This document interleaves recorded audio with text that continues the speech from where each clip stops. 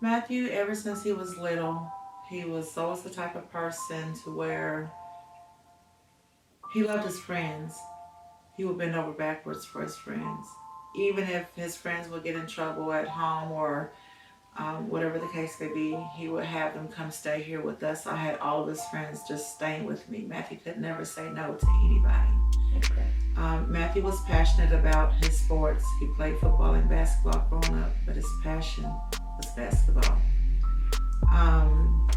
Matthew, the older he got, I guess you could say, the more he was more caring. He could never say no. I mean, just never. Someone could walk up to him and say, "Hey, can you give me a ride somewhere?" He wouldn't even ask you for gas. He would say, "I got you." And say, for instance, that's just the person he just met. And he would do that for that person. And he still did it to the day that everything happened. And Matthew, such a loving and caring person. He had a big heart. Oh my God, he would give you the shirt off his back. If he had $5, that was for you. He would just do any and everything for everybody. I had this instinct because he was supposed to be home at a certain time. And when he left home, he was like, "Mama, I see you at 12:45, gave me a kiss and did his hands with the heart like he always do and did like this, "I love you." And 12:45 came, 12:50 came, because usually what he would always do before he'd come home, text me or call me, "I'm on my way." And then before he pulls up, I'm pulling up, and I will always stand at the door waiting for him to pull up.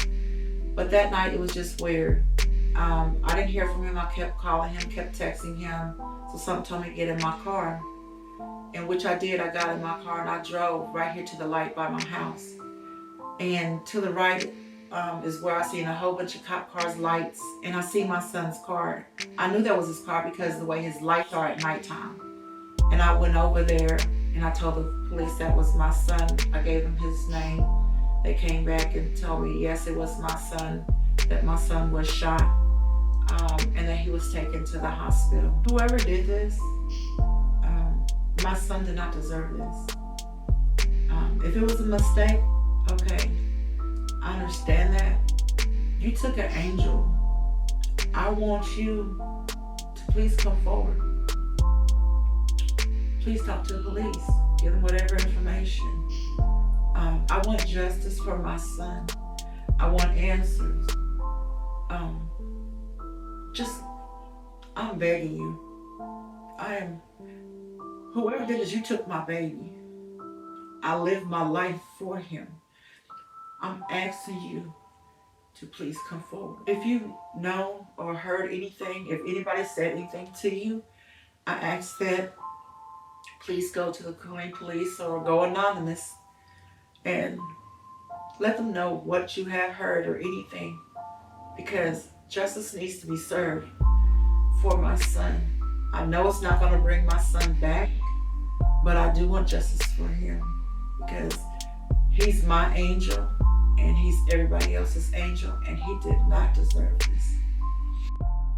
On December 28th, 2019, at approximately 1:03 a.m., KPD officers were dispatched to the 4100 block of Stan Sluter Loop in reference to a crash. Upon arrival, officers located 19-year-old Matthew Busby inside his vehicle suffering from a gunshot wound. Matthew was transported to Baylor Scott and White, where he later succumbed to his injuries. Preliminary investigations revealed that Matthew was attending a party at a newly constructed residence with several area high school students. Witnesses told officers that an older white sedan was in the area where the crash was. KPD homicide detectives are asking anyone with any information to please contact Crime Stoppers at 254-526-TIPS or go online at bellcountycrimestoppers.com. You may also download the P3 Tips app for iOS and Android and give an anonymous tip. And remember, all information is confidential, And if your tip leads to the arrest of the person responsible, you may be eligible for a cash reward of $1,000.